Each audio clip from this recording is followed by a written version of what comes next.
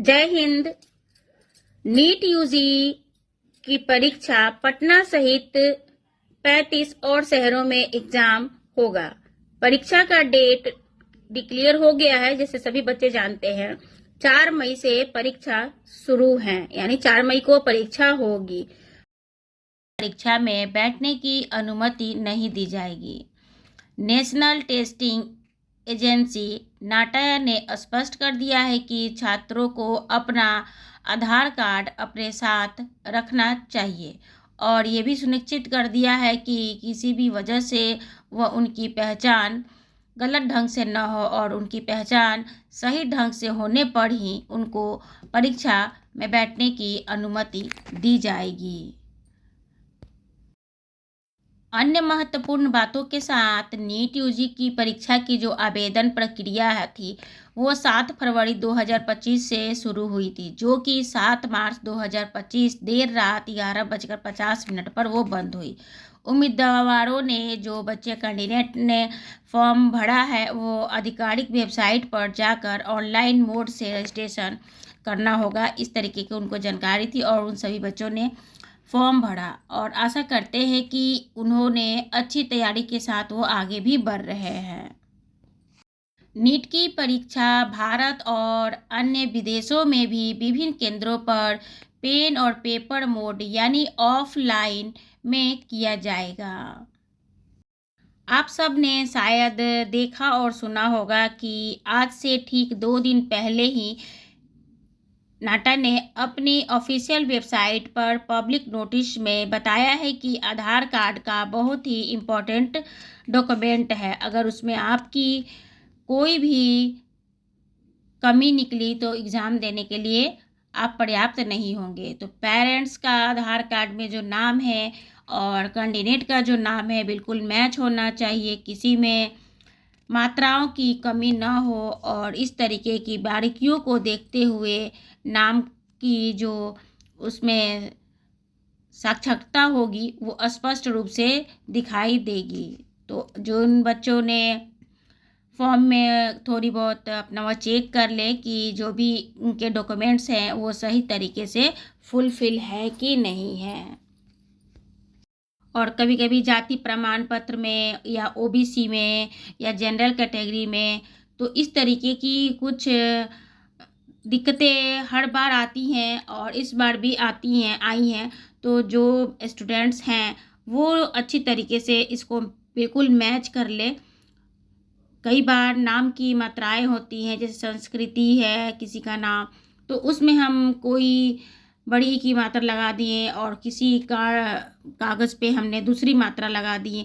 तो इस तरीके की मात्राओं का भी इस पर ध्यान रखा जाएगा। तो आप सभी जो पेपर है, जो भी आपने फुलफिल किया है, तो उसको आप ठीक से चेक कर आप उसमें फिर से सबमिट कर सकते हैं।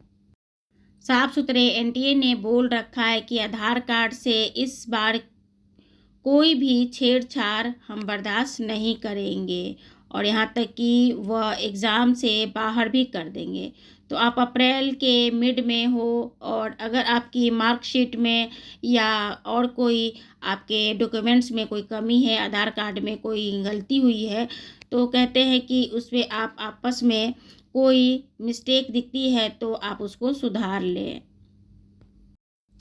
तो अभी टाइम है, 10-12 दिन में सारे जो डॉक्यूमेंट्स हैं वो आपके सही भी हो जाएंगे और आप पेपर देने के लिए टेंशन फ्री होकर एलिजिबल भी रहेंगे। और ये भी हम बता दें कि एमबीबीएस एडमिशन के समय आप सही करवा लेंगे, इस तरीके की कुछ चीज़ सोच रहे हैं तो ये बिल्कुल गलत है, बिल्कुल नहीं है। पहले ही आप प्रिपेयर रहें और आप सारे डॉक्यूमेंट सही कर ही आप अपलोड करें, क्योंकि पिछले वर्ष की जो पेपर हुई थी बहुत सारे धांधली हुए थे, उस सभी को मद्देनज़र रखते हुए ही ये जो चीज़ें हैं बिल्कुल क्लियर कहा है कि अगर आधार कार्ड में मिलान नहीं होगा या और कोई डॉक्यूमेंट्स में मिलान नहीं होगा तो एग्ज़ाम देने नहीं दिए जाएंगे। बहुत जगह एडमिशन के लिए हमें 12th की मार्कशीट भी रेडी रखनी चाहिए। जो 12th का मार्कशीट हमें मिलता है स्कूल से उसको भी लगाना पड़ता है। जैसे राजस्थान बोर्ड में जब आप MBBS के लिए एडमिशन के लिए आप जाएंगे तो काउंसलिंग के लिए आप एलिजिबल हो जाएंगे। अगर 12th की मार्कशीट नहीं रहेगी तो आपको वो एडमिशन नहीं देंगे। तो इस तरीके की जो कुछ कॉलेज हैं, कुछ डिस्ट्रिक्ट कॉलेज हैं, वहाँ का जो पड़ता है डिस्ट्रिक्ट रीजन का जो पड़ता है, जैसे बिहार बोर्ड होता है या बिहार डिस्ट्रिक्ट के जो अंडर कॉलेज आते हैं, राजस्थान बोर्ड के अंदर जो कॉलेज आते हैं, उन सब की अपनी अपनी एक अलग कंडीशन होती है। तो 12th का भी मार्कशीट आप बिल्कुल फ्रेश आप निकाल कर ज़रूर रखें, क्योंकि पेपर होने के थोड़े दिन के बाद ही एडमिशन के चक्कर लगते हैं, जिसकी वजह से बिल्कुल ही सारे कागज़ सारे डॉक्यूमेंट्स सही होने चाहिए। हमारे एडमिशन के टाइम 12th का जो कागज़ था वो घर पर रह गया था, मगर कुछ स्कूल से हमारी कनेक्शन अच्छी थी, जैसे कि हम वहाँ पर अवेलेबल फ़ोटोकॉपी करवा कर हम दे पाए। कुछ बच्चों को निराश वहाँ से जाना पड़ा क्योंकि उनके पास 12th के मार्कशीट नहीं थे। तो इस तरीके से आप में कोई दिक्कत ना हो तो आप सभी डॉक्यूमेंट्स की तैयारी बढ़िया से रखें। और जो लोग 2 या तीसरा अटैम्प्ट दे रहे हैं और उनका पेरेंट्स सोच रहे हैं कि भाई इस बार हमने एडमिशन करवाना है, तो अपना बजट जो है एडमिशन कराने की, तो वो बजट को अपना क्लियर माइंड में रखें कि हमें इतने ऊपर से जाना है और इतने ऊपर से नहीं जाएंगे तो हमें कौन सी कॉलेज में एडमिशन करवानी चाहिए। बच्चे के साथ ज़रूर डिस्कस करें कि अगर MBBS में उनका एडमिशन नहीं होता है तो क्या वो फिजियोथेरेपी में, डेंटिस्ट में या BSMS में, होम्योपैथिक में, आयुर्वेदा में किस डिपार्टमेंट में वो जाना चाहते हैं। और इन सब की तैयारी बच्चों से अलग होकर उनके पापा को यानी कि पेरेंट्स को इस चीज़ों की ध्यान रखना चाहिए। इस चीज़ की जानकारी प्राप्त करने के लिए पेरेंट्स को कम से कम 2 से 3 साल की लग जाते हैं।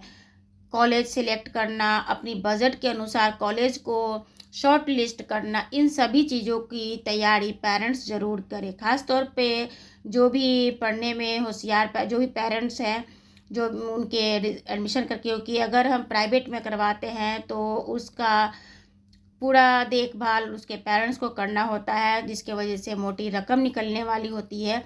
तो हमें कौन सा कॉलेज मिलेगा उसके हिसाब से हमें अपने बजट के हिसाब से कॉलेज को चुनना चाहिए।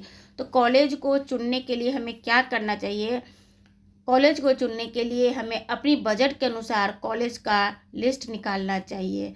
जैसे अगर मानिए आप 50 लाख खर्चा करना चाहते हैं तो आप ऐसे सिंपल भी गूगल पर अगर आप चेक करेंगे कि 50 लाख के बजट में हमें कौन कौन सा कॉलेज मिलेगा, साथ में ही 50 लाख के अंदर अगर हमें जो कॉलेज मिलेगा तो बच्चे का भी क्वालिफिकेशन, आपका पासिंग मार्क्स उसके हिसाब से ही होना चाहिए। आप अपना धैर्य रखें, बिल्कुल कट ऑफ जितना भी 0 से 0 जाए, बच्चा अगर आपका पास हो जाता है, एलिजिबल होता है, तो आपका एडमिशन होना पक्का है। जो लोग एडमिशन लेना चाहते हैं बिल्कुल पास मार्क पे, वो हमें ज़रूर कमेंट करेगा, हम बताएंगे, आपको गाइड करें, क्योंकि हमारी एक्सपीरियंस है 5 सालों की, ज़्यादा नहीं, हम झूठ भी नहीं बोल रहे हैं। जय हिंद।